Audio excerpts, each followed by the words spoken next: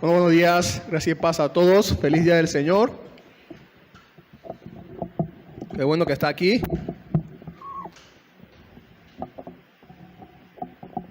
Comenzamos esta semana, hoy, celebrando el Día del Señor, dándole a Él las primeras horas de esta semana. Y es un gozo para nosotros, por supuesto, poder juntos empezar así, adorando a nuestro Dios. Vamos a Éxodo, entonces, capítulo 18. La semana pasada terminamos el año, entonces, hablando acerca de nuestra responsabilidad como mayordomos. Recordando, es bueno recordar siempre eso a final del año y comenzando el año también. Lo que Dios requiere de nosotros, porque Él nos ha llamado a administrar todo lo que tenemos que Él nos ha dado. Así que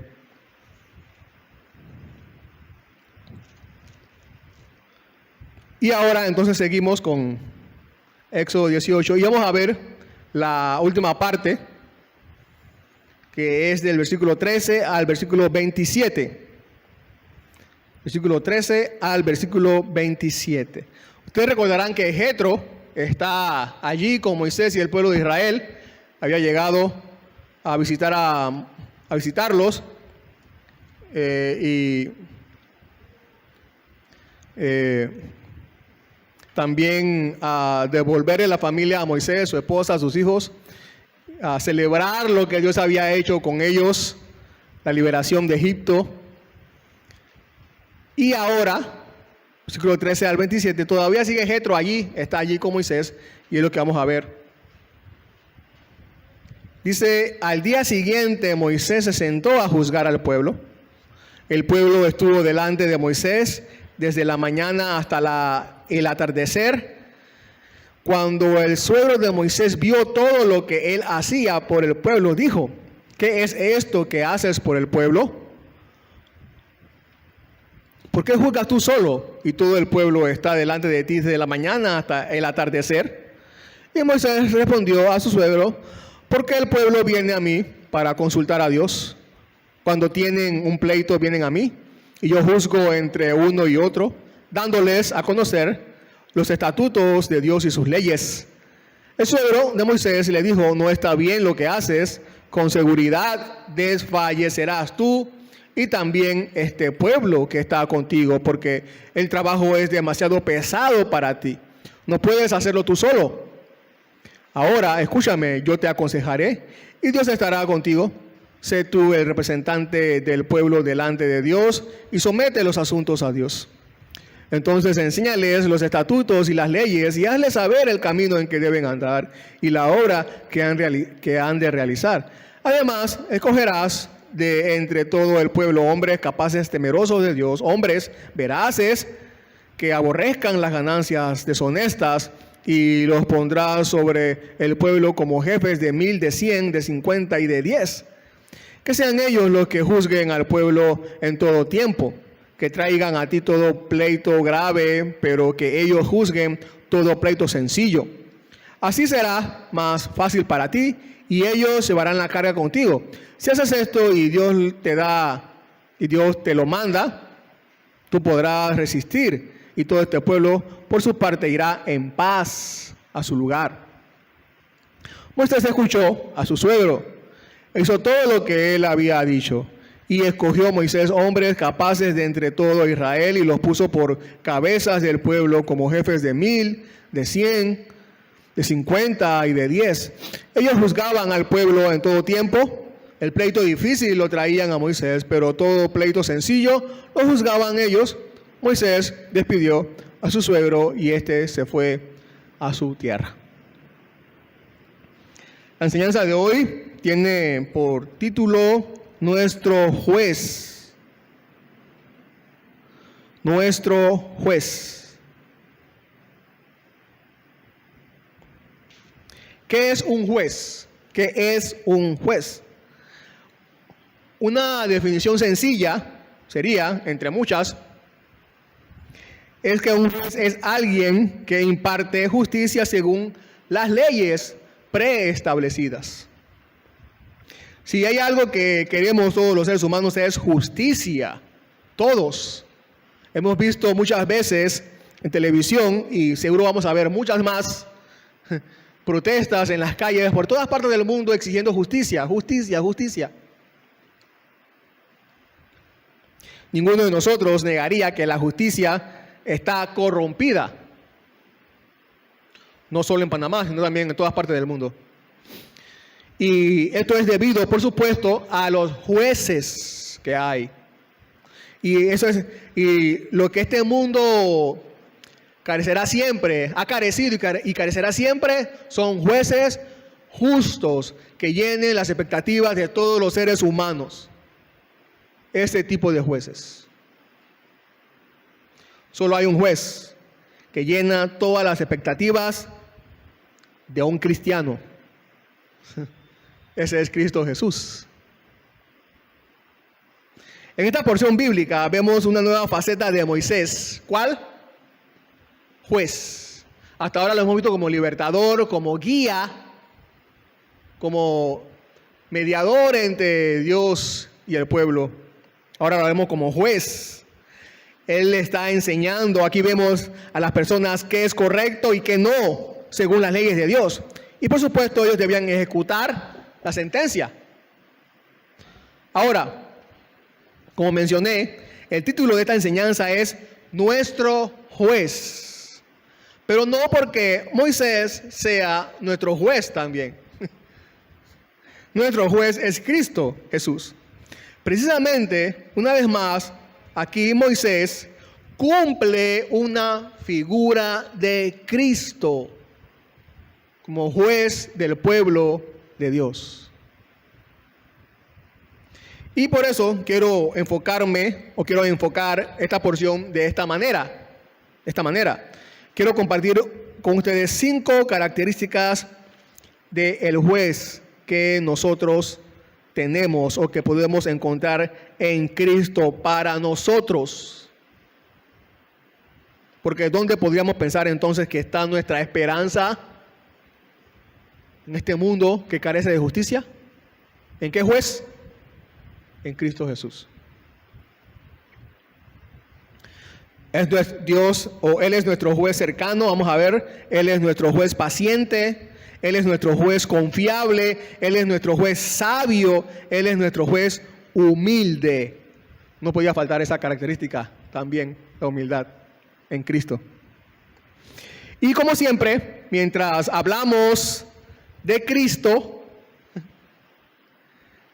también cubriremos algunos otros detalles importantes que aquí se nos enseña en esta porción. Entonces, número 1, Él es nuestro juez cercano, Y vamos a ver algunas características, o las primeras características aquí en el versículo 13, en el primer versículo, en el 13. Él es nuestro juez cercano. Dice que al día siguiente Moisés se sentó a juzgar al pueblo. El pueblo estuvo delante de Moisés. Moisés se sentó a juzgar al pueblo. Siendo una comunidad grande también, tenían muchas diferencias. Seguro había todo tipo de conflictos. Conflictos entre vecinos. Recuerden que habían comenzado a convivir. Seguro podemos pensar en conflictos entre vecinos, conflictos entre familiares, conflictos entre conocidos y no conocidos, conflictos de todo tipo, quejas de todo tipo. ¿Podemos creer eso? ¿En el pueblo de Dios hay conflictos? ¿Difícil de creer? ¿Sí? ¿No? No se nos dice cómo ni cuándo se estipuló que todo el pueblo debía ir a Moisés a resolver sus quejas, pero sí, Moisés es el juez. Como juez, él es la autoridad sobre el pueblo y les comunicaba qué era lo justo y qué no era lo justo. Así que no era que cada uno hacía lo que bien le parecía. Moisés era quien dictaba la sentencia que debían ejecutar para resolver sus conflictos. No se nos dice tampoco exactamente cuál era la dinámica con todos los detalles, pero se nos dice los detalles más importantes, que Moisés se sentó y que el pueblo estaba delante de él. Moisés se sentó y el pueblo estaba delante de él. Algunas traducciones de la Biblia agregan que mientras Moisés se sentó, el resto del pueblo estaba de pie alrededor de Moisés.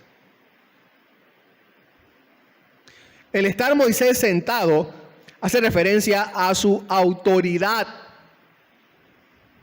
Mientras juzgaba, estaba sentado. Y eso hace referencia a su autoridad.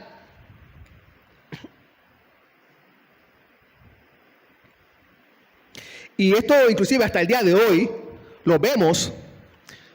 Yo estoy seguro que han visto mucho esto en la televisión o si también han asistido a juicios donde el juez llega, se sienta y el que expone su caso, ¿cómo está? De pie, delante del juez.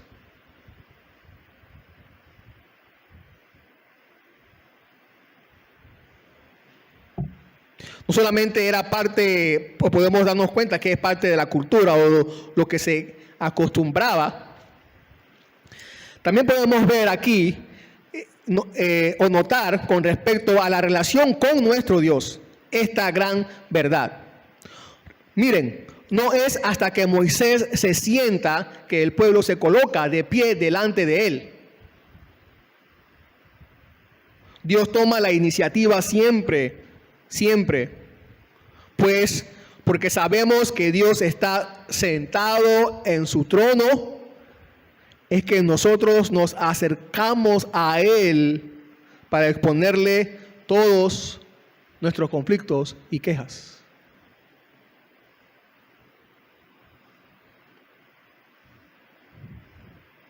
El pueblo estuvo allí delante de Moisés. Dicen algunas traducciones que el pueblo se colocó alrededor de Moisés.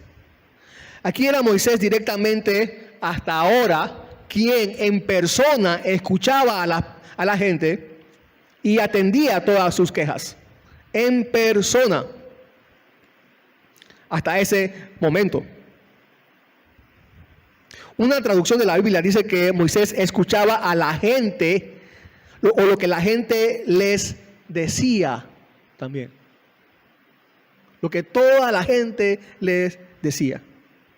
Como Cristo Jesús nos escucha y atiende a cada uno de nosotros personalmente y en cada uno de nuestros conflictos. Así lo enseña Hebreos 10, 19 al 22. Que Él está cerca escuchándonos. Que podemos acercarnos. Entonces, hermanos, puesto que tenemos confianza para entrar al lugar santísimo por la sangre de Jesús, por un camino nuevo y vivo que Él inauguró para nosotros por medio del velo, es decir, su carne, y puesto que tenemos un gran sacerdote sobre la casa de Dios, acerquémonos, vayamos, estemos delante de Él, con corazón sincero, en plena certidumbre de fe, teniendo nuestro corazón purificado de mala conciencia y nuestro cuerpo lavado con agua pura. Acerquémonos, vayamos delante de Él. ¿Alguna vez ha pensado, ¿para qué orar? ¿Sí? Si Dios lo sabe todo, ¿para qué orar? Estoy seguro que sí. ¿Para qué orar? ¿Para qué ir a Dios? ¿Para qué estar delante de Dios y pedirle si ya Él sabe todo? Pero esa duda se disipa cuando reconocemos cuán bien hace a nuestras almas saber que Él está cerca para escucharnos. ¿Quieres saber qué tan cerca está Jesús de ti? ¿Qué tan cerca Jesús está de ti? ¿Quieres saber? Bueno, solo debes recordar que Él te escucha. Así de cerca está de ti. Él es nuestro juez cercano. Número 2, desde la mañana hasta la tarde o hasta el atardecer. Él es nuestro juez paciente, desde la mañana hasta el atardecer. Creo que ustedes estarán conmigo de acuerdo en que uno de los trabajos más difíciles es la atención al público.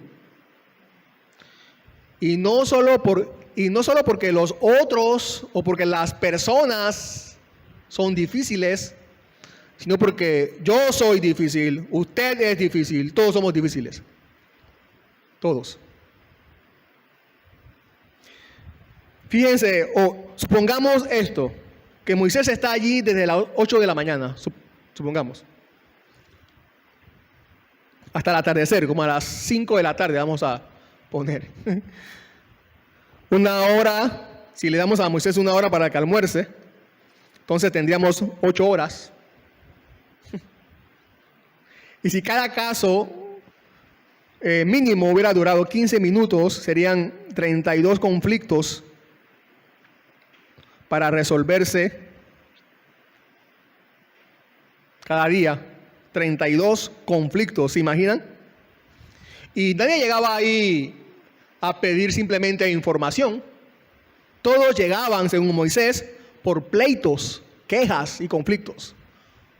¿Se pueden imaginar a Moisés escuchando todas esas quejas a gente enojada, con diferentes problemas, quejas, conflictos, pleitos? 32 mínimo, de todo tipo, desde la mañana hasta el atardecer. Ustedes recordarán que Jesús en su ministerio tenía la misma demanda de las personas. La gente buscaba a Jesús como la gente también buscaba a Moisés. Por ejemplo, dice en Lucas 4:40, al ponerse el sol, todos los que tenían enfermos de diversas enfermedades se los llevaban a él y poniendo las manos sobre cada uno de ellos los sanaba. Observen la paciencia de nuestro Señor Jesús aquí. Cómo trata a los hombres en su individualidad, porque no importa la cantidad que había, ni la enfermedad que tenían, los atendió a cada uno de ellos. Y también dice Marcos 1, 32 y 33, al caer de la tarde, después de la puesta del sol, trajeron a Jesús todos los que estaban enfermos y los endemoniados.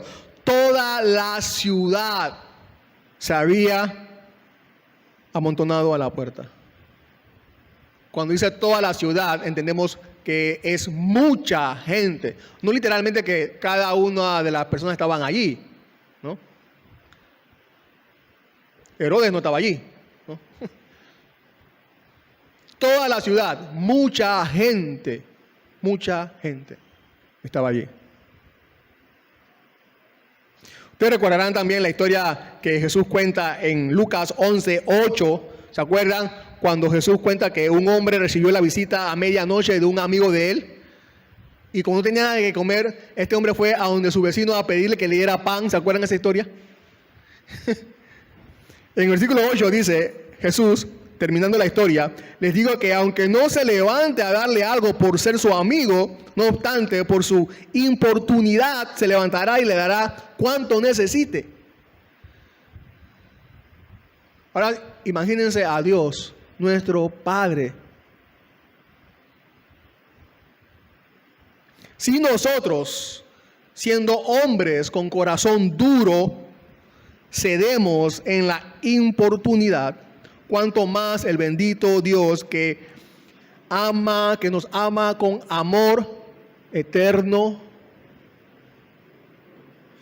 concederá a nosotros, sus hijos e hijas, y nos atenderá en nuestras peticiones con ese mismo amor eterno.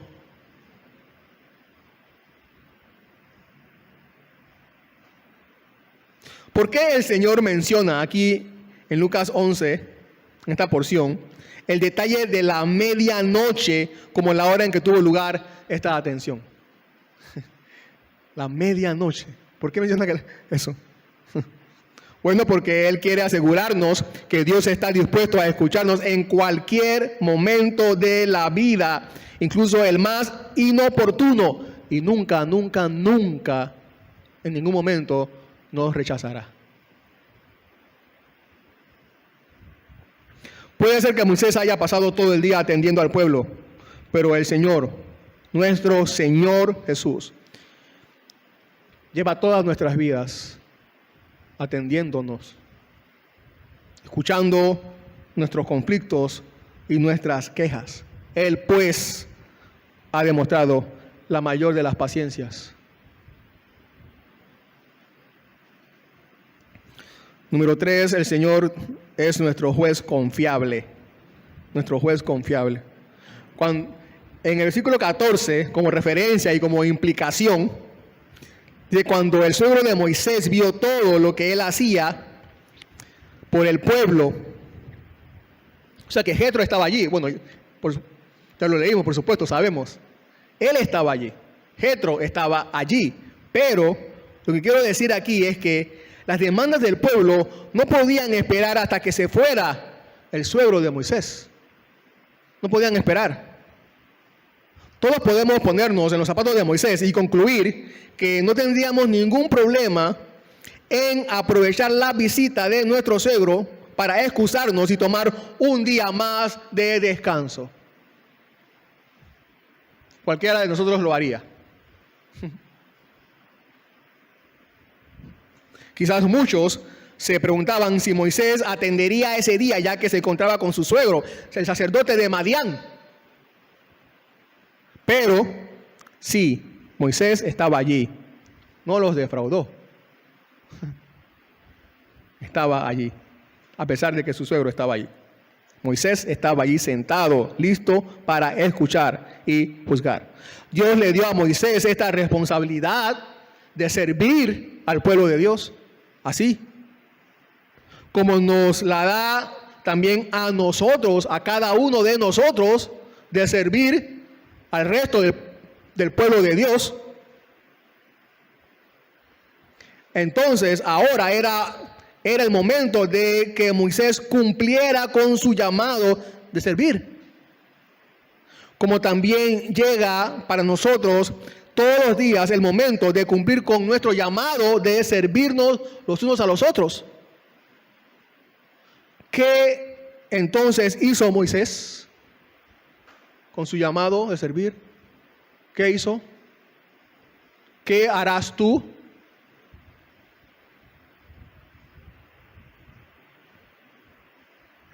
¿Se acuerdan la propuesta que hizo Jesús? O la propuesta que hace más bien Jesús a todos los hombres y mujeres. ¿Cuál es esa propuesta que hace Jesús? La propuesta que Jesús le hace a los hombres y mujeres no es: vengan a mí a disfrutar de sus gustos, entretenimientos y hobbies. Vengan a mí que yo les voy a cumplir sus sueños para que vivan cómodamente y felices. Esa no es la propuesta que Jesús hace. La propuesta que Jesús hace es: niégate a ti mismo, toma tu cruz y sígueme. Esa es la propuesta que Jesús tiene. Niégate a ti mismo y sígueme. Niégate. Servir a los demás. Aquí aprendemos en la Biblia y aprendemos del Evangelio que servir a los demás es más importante que nuestra comodidad. Sí. Servir a los demás es más importante que tu comodidad. Y esto va contrario a lo que aprendemos en la sociedad, lo que nos enseña en la sociedad. Que nuestra comodidad es primero. Que tenemos que procurar nuestra comodidad para entonces poder servir a los demás. No. Primero es servir a los demás y después es nuestra comodidad. No es primero yo, es primero los demás. Primero cumplir con el llamado que Dios nos hace de servir. Es más importante servir a los demás que nuestra comodidad.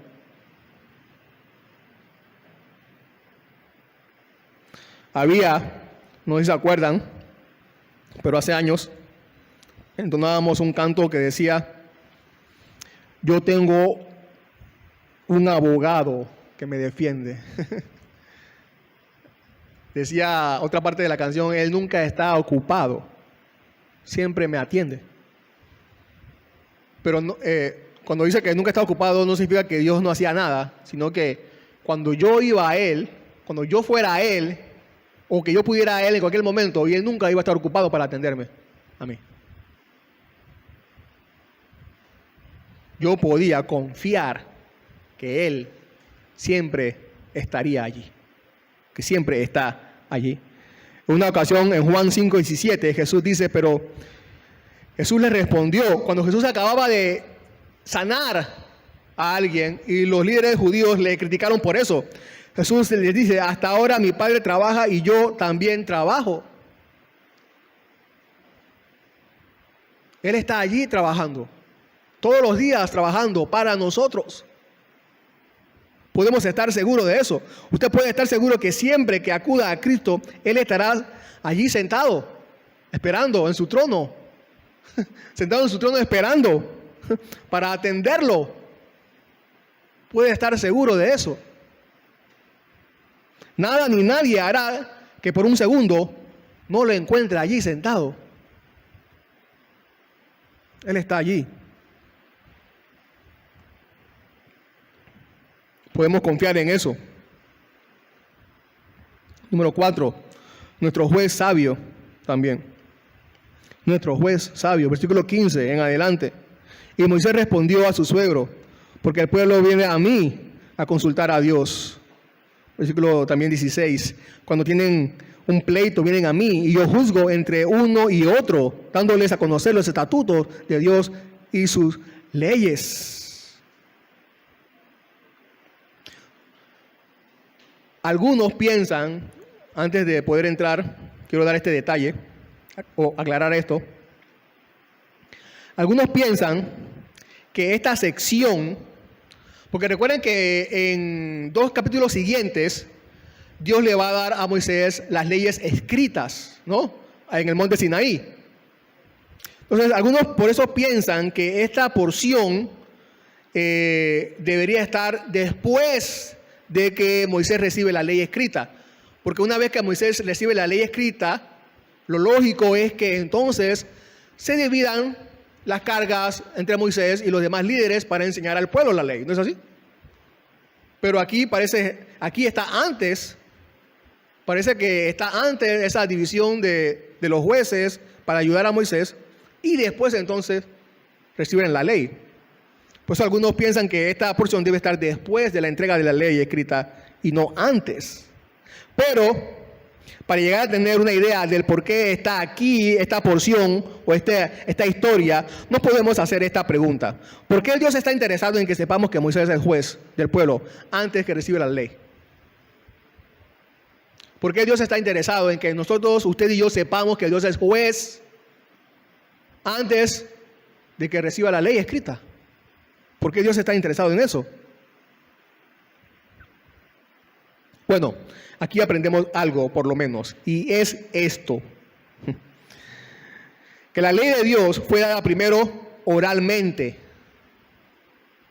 Así por lo menos podemos aprenderlo según las secciones como la tenemos en este orden, ¿no? La ley de Dios fue primero dada oralmente y después escrita.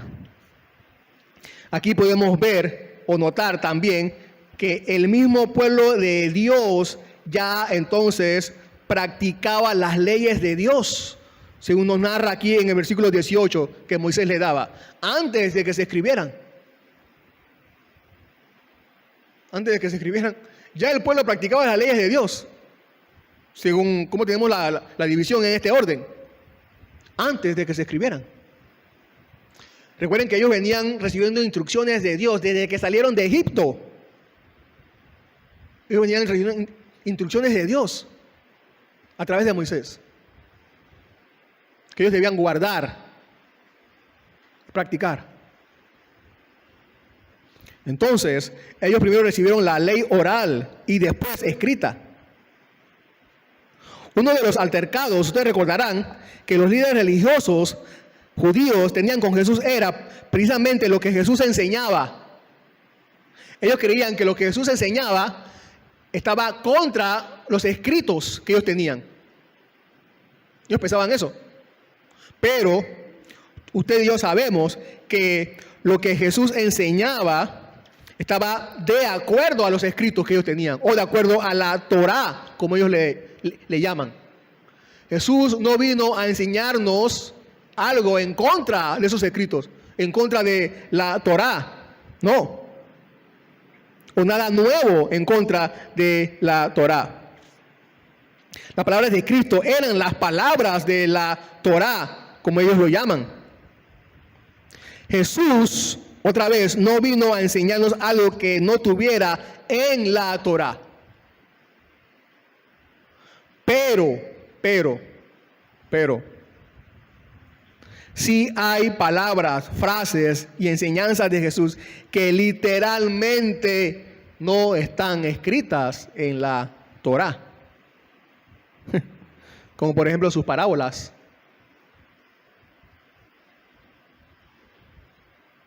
Por ejemplo, sus parábolas. Pero otra vez, Jesús no vino a enseñarnos nada en contra de la Torá. Pero otra vez, hay palabras de Jesús, enseñanzas, frases que literalmente no están en la Torá. Entonces, las palabras de Cristo, las palabras de Dios entonces en su ministerio, las recibimos primero oralmente. Y ahora las tenemos escritas en la Biblia. Como Moisés, o como Dios hizo con Moisés, que primero le dio las leyes al pueblo de Israel oralmente y que después se escribieron. Así lo mismo con Cristo. Ese es un argumento a favor de la autoridad de Cristo y cómo Moisés prefiguraba a Cristo. Porque Él nos dio su palabra oral y después entonces las escribieron los apóstoles.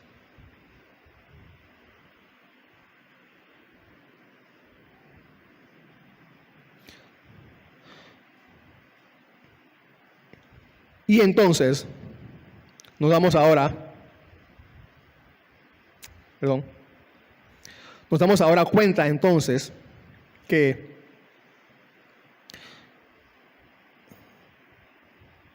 nuestro Dios, que nuestro juez es sabio, porque dice que Moisés enseñaba los estatutos y las leyes de Dios al pueblo.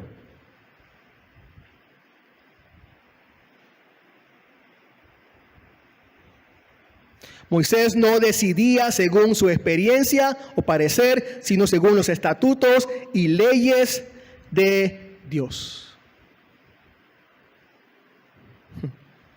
Y esa es la razón del por qué ellos aceptaban la autoridad de Moisés y la sentencia de Moisés. Pues ellos iban a Moisés a consultar, no a Moisés, sino a Dios.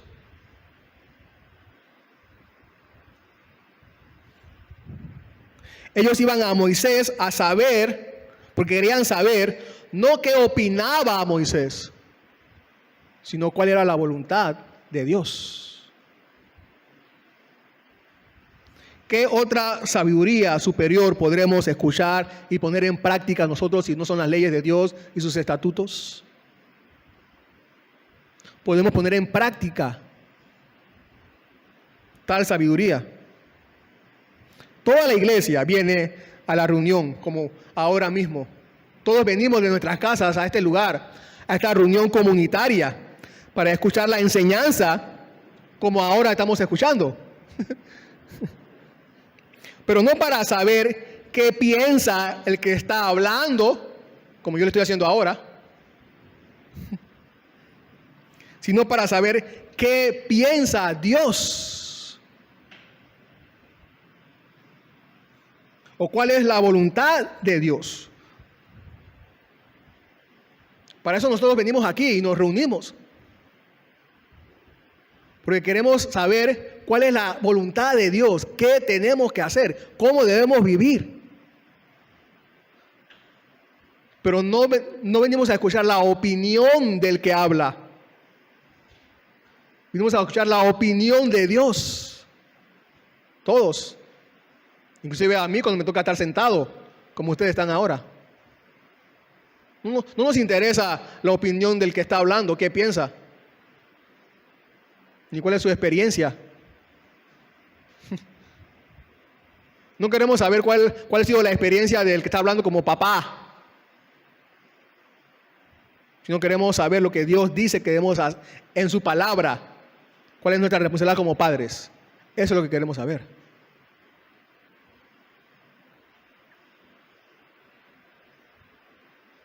Todo cristiano desea saber qué dice Dios y obedecerlo.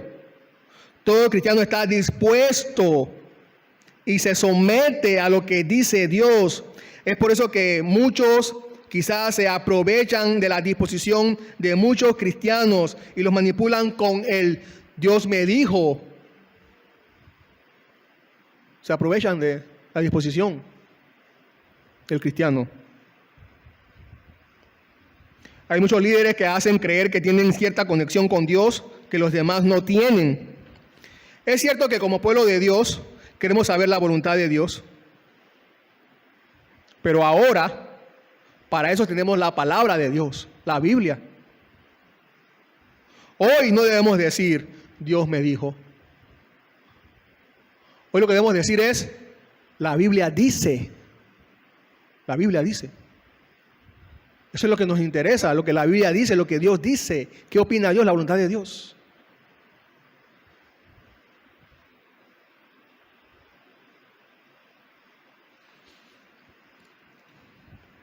Antes de pasar al último punto, a la última verdad, al consejo que le va a dar Jetro a Moisés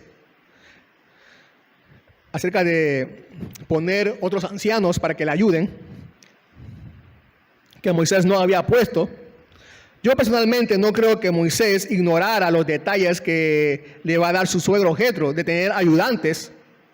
Moisés más que todo porque dicen algunos que ya se conocía este sistema en Egipto. Y recuerden lo que Moisés era en Egipto. Moisés se abstuvo de implementar, yo creo, este sistema, más bien porque él era hasta ese momento el único autorizado para recibir la voluntad de Dios. Así que él no quiso quizás ir más allá y enseñarle a otros la voluntad de Dios. Y este es el consejo que le da el suegro, versículo 17 en adelante, y es la última característica de nuestro juez, que nuestro juez es humilde, porque Moisés va a escuchar a su suegro, siendo él el líder del pueblo de Israel. El suegro de Moisés dijo, no está bien lo que haces. Cuando le dice que no está bien lo que hace, no se refiere a que está mal que aconseja al pueblo con la voluntad de Dios. No se refiere, sino que a que lo haga solo, sin ayuda. Con seguridad, dice, desfallecerás tú y también este pueblo que está contigo. Recuerden que Moisés tenía 80 años o más. Ya su fuerza física no era la misma. Recuerden que ya atrás él había pedido la ayuda de Josué para que liderara la guerra, porque él ya no estaba capacitado para ser guerrero. Y también le pidió ayuda, o tuvieron que ayudarlo también a Aarón y Hur para que levantara los brazos y el pueblo de Israel ganara la batalla. Ya sus fuerzas no eran las mismas. Y en eso es lo que estaba pensando entonces Jetro. El mismo Moisés le pide a Dios más adelante que le dé ayudantes. Números 11, 14. Dice Moisés a Dios, no puedo yo solo soportar a todo este pueblo, que me es demasiado pesado. Y si ustedes siguen leyendo van a ver que entonces Dios le dice a Moisés, bueno, está bien, llama a otros hombres para que te ayuden en este trabajo. Esta comunidad, por ser tan grande, demandaba tal organización, sí, y que tales hombres estuvieran también ayudando a Moisés. Y digo tales hombres porque Jethro menciona por lo menos 3 características, cualidades de cómo estos hombres deberían ser. Tal comunidad demandaba esta organización y esta clase de hombres capaces, temerosos de Dios y veraces, que aborrezcan las ganancias deshonestas. Pero sea cual sea el tamaño de la comunidad, no importa si es grande o pequeña, igual debe ser dirigida por hombres con estas cualidades. O sea, que también están incluidas nuestras familias. También. Nuestras familias están incluidas. Nuestras familias también requieren con tanta urgencia como se requiere en una empresa grande que seamos hombres conocidos por estas cualidades, por estas características. Y aunque estas características las pueden tener tanto hombres y mujeres, en estos segundos quiero referirme o quiero hablarle o enfocarle específicamente a los varones. A los varones. Moisés debía conseguir hombres que fueran capaces para servir al pueblo. Capaces. O como dice el original, hombres fuertes. Pero ¿a qué se refiere con fuertes? ¿A hombres que fueran al gimnasio y sacaran músculos? ¿Levantaran pesas? No. ¿A qué fuertes se está refiriendo? A fuertes de voluntad. Fuertes de voluntad. Voluntad firme, valiente y decidida. Hombres que se aferren a convicciones justas y las sigan hasta el final, cueste lo que cueste. Esos hombres fuertes. ¿Eres tú un hombre así? ¿Eres tú un hombre así para tu familia?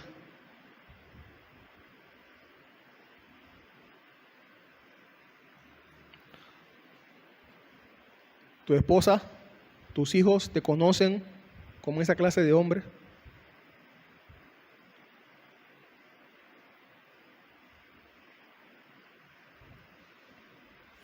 ¿O eres de esos hombres que dicen, si me roban yo también voy a robar? Todo el mundo roba.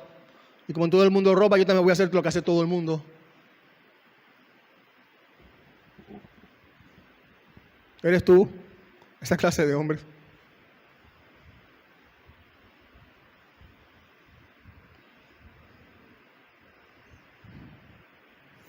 Hombres, otra vez, de voluntad firme, decidida, que se aferren a convicciones justas y las sigan hasta el fin, cueste lo que cueste. Hombres fuertes. También hombres que temen a Dios. Hombres que temen a Dios. Cuando yo soy un hombre que teme a Dios, es porque creo que hay un Dios por encima de mí, que su ojo está sobre mí y que yo soy responsable ante Él de todo lo que hago y que tengo que rendir cuentas a Él. Ese es un hombre que teme a Dios. Esta es la principal cualidad, por supuesto, sobre todas. Esta cualidad por sí sola, hace que un hombre sea respetable y se pueda confiar en Él. Un hombre que no le teme a Dios está dispuesto a beneficiarse, no importa si los medios son ilícitos, no importa. ¿Eres tú Otra vez la pregunta, ¿eres tú esa clase de hombres?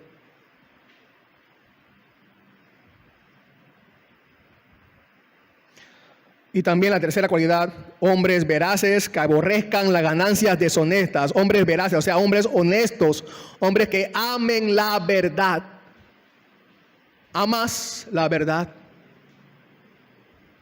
La pregunta no es si tú crees que la verdad sea buena, no. Esta no es la pregunta. La pregunta es si amas la verdad. Una pregunta diferente. Si amas la verdad. La verdad, el amor por la verdad, el deseo honesto de buscarla, de practicarla, de hacerla manifiesta en nuestro diario vivir, es una cualidad tan esencial en los hombres. Nunca podemos prescindir de ser veraces, cualquiera que sean las otras virtudes que podamos tener. Y esta cualidad se hace evidente cuando, como dice allí, aborrecemos ganancias deshonestas. ¿Eres honesto en tus tratos con otros? ¿Amas la verdad de tal manera que prefieres perder amigos que a timar o a engañar?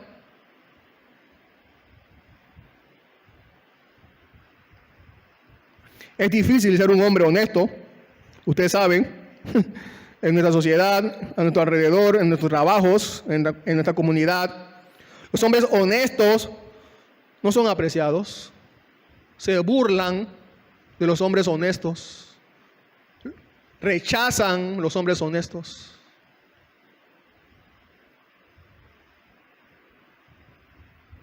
Y qué vergüenza que preferimos mantener amigos a ser honestos.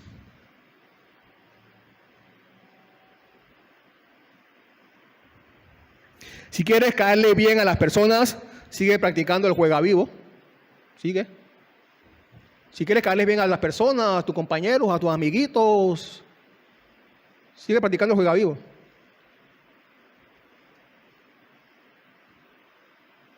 Si practicas el juega vivo, cada vez que se presenta la oportunidad, no eres un hombre honesto. Si hay alguna sospecha sobre tu honestidad, entonces, sea cual sea tu reputación de bondad que se te atribuya, no eres digno de confianza ni en tu casa ni en ninguna otra parte. Nunca lo serás. Nunca lo seremos.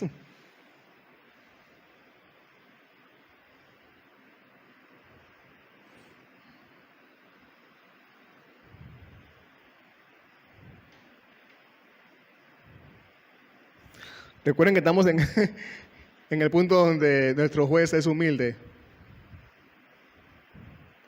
Tenemos un juez que es humilde. Pero antes de llegar ahí, versículo 23, si haces esto, le dice Jetro a Moisés, y Dios te lo ordena, o Dios te lo manda, tú podrás resistir, y todo este pueblo, por su parte, irá en paz a su lugar. Me gusta que Jetro no le dice a Moisés lo que tiene que hacer. No le da una orden a Moisés. No le estaba sugestionando ni tentándolo. Jetro reconoció y le hizo ver a Moisés que era un consejo y que estaba este consejo subordinado a la voluntad de Dios. Si Dios te lo manda,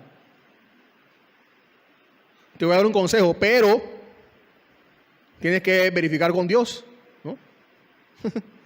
Si Dios dice no, entonces no.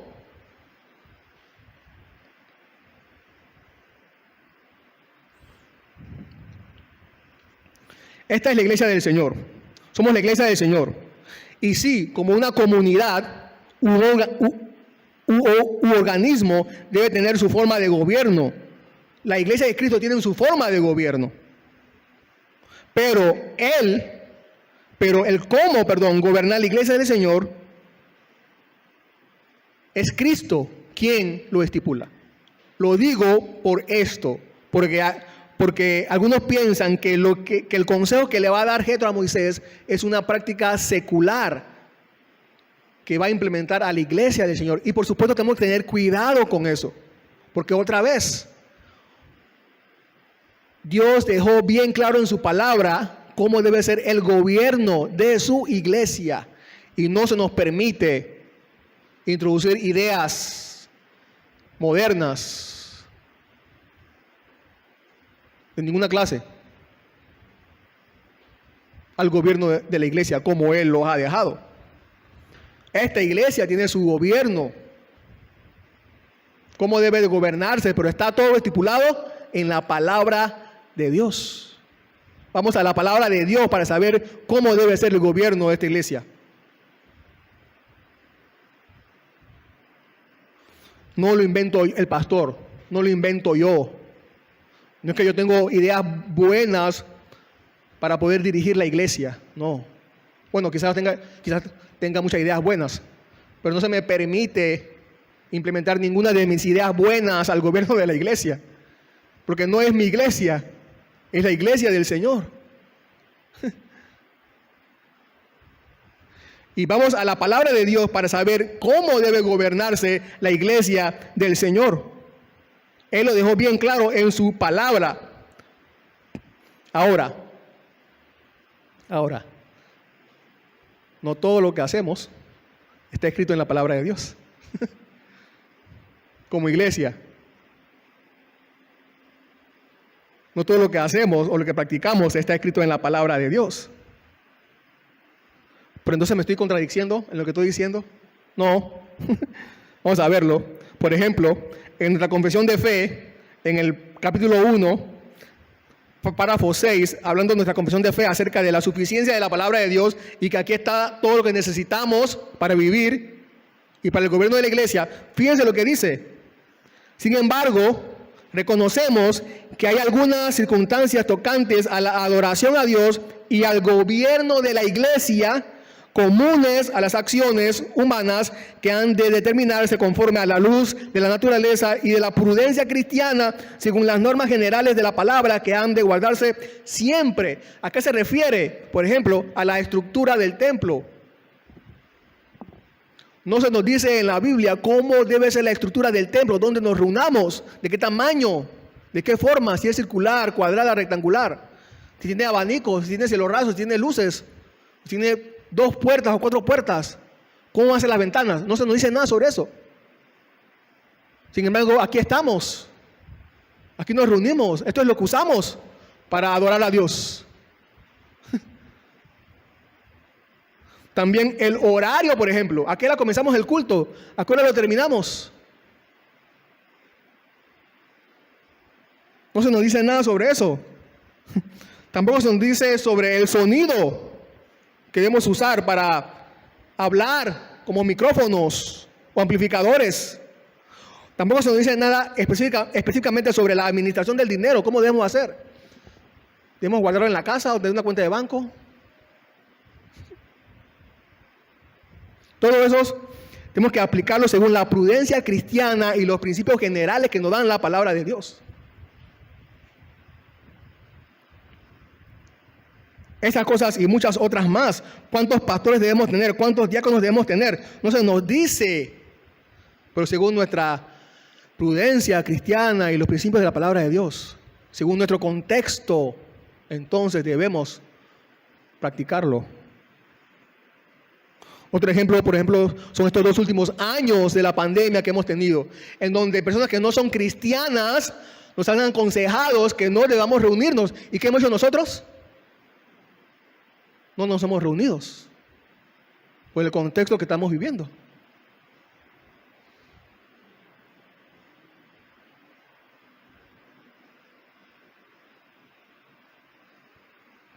Nosotros seguiremos recibiendo consejos de personas que no son cristianas.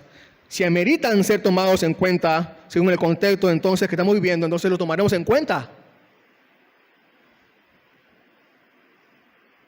Toda práctica que tenemos que no está explícitamente en la Biblia ha sido introducida según las normas generales de la palabra de Dios de acuerdo al contexto que estamos experimentando o vivimos. y según principios generales de la palabra de Dios. Así que Moisés debía entonces consultar con Dios si se debía hacer o no se debía hacer. Entonces dice el versículo 24 en adelante, Moisés escuchó a su suegro, lo escuchó, e hizo todo lo que él había dicho, y escogió Moisés a hombres capaces de entre Israel. Moisés despidió a su suegro y éste se fue a su tierra. Moisés escuchó a su suegro. Ahora, esto no quiere decir que Moisés implementó esto al día siguiente que se fue Jetro. Posiblemente Moisés hizo todo esto como un proceso, porque recuerden que había que enseñarle al resto de los ancianos la palabra de Dios, la voluntad de Dios. Así que muy probablemente no fue de una vez, fue algún tiempo después. Aquí solamente se nos da un resumen de lo que Moisés hizo más adelante. Nada puede ser más característico que Moisés que escuchar y dejarse guiar. Moisés no despreció el consejo, Moisés fue humilde. Dice Matthew Henry, no son sabios quienes se creen demasiado sabios para ser aconsejados. Nuestro juez Jesús es humilde por excelencia, pero no porque como Moisés, Cristo se deja aconsejar por nosotros, no por eso, sino porque como Moisés buscó el bien para la iglesia de Dios o el pueblo de Dios, Cristo también buscó el bien para el pueblo de Dios, servirlo. Recuerden que Jetro le había dicho a Moisés que no solo Moisés iba a desfallecer, todo el pueblo iba a desfallecer. Y que después de esa administración, entonces el pueblo iba a irse en paz a sus lugares. Y eso fue lo que hizo Cristo. Buscó el bien de su pueblo. Se humilló para buscar el bien del pueblo de Dios. Sin duda el pueblo se vería beneficiado en su búsqueda de la voluntad de Dios. El pueblo de Israel, por el consejo que le había dado Jetro a Moisés. Y allí es donde Cristo le gana a Moisés y es más grande que Moisés. Cristo cedió, de ceder, no de darse, sino de ceder. Él cedió para el bienestar eterno del pueblo de Dios. Se humilló y murió hasta la cruz. Dios llamó y sigue llamando a hombres a quienes les encargó administrar para su pueblo las maravillosas verdades de su evangelio. Pero antes de que los hombres administraran estas gloriosas verdades del evangelio, Él tuvo que dar a conocer ese evangelio. ¿Y cómo Él nos da a conocer ese evangelio? Bueno, humillándose hasta morir en la cruz por nosotros. Como Moisés era juez, pero estaba por encima de otros jueces para administrar, así hay pastores, pero también está el príncipe de los pastores, que es Cristo Jesús. Todos los pastores estamos subordinados al príncipe de los pastores. Todos los pastores, todo lo que enseñamos los pastores en última instancia es porque viene del príncipe de los pastores. Jesús escuchó a su Padre y se humilló. Nos dio entonces la administración del evangelio para nuestro bienestar y para su gloria. Quiero terminar con el Salmo 142, que dice, porque podríamos preguntar entonces, ¿dónde está nuestra esperanza? ¿En qué justicia? ¿En qué juez? Bueno, aquí está. Delante de Él expongo mi queja. En su presencia manifiesto mi angustia. A ti he clamado, Señor, dije, tú eres mi refugio, mi porción, mi esperanza. en la tierra de los vivientes. Oremos. Señor, gracias por tu palabra. Gracias, Señor, por tus maravillosas, grandiosas y eternas promesas, Señor, que tienes para nosotros de bien, de justicia. ¿En quién más podríamos poner nuestra esperanza sino en un juez como tú, Señor? En quien podemos encontrar toda la sabiduría de Dios para nuestro diario vivir, en tu palabra. Podemos encontrar paz, dirección, luz en tus estatutos y leyes. Y vivir en armonía unos con otros, Señor, y poder también compartir todas estas maravillosas verdades y promesas con aquellos que no te conocen. Gracias, Señor, por eso. Amén.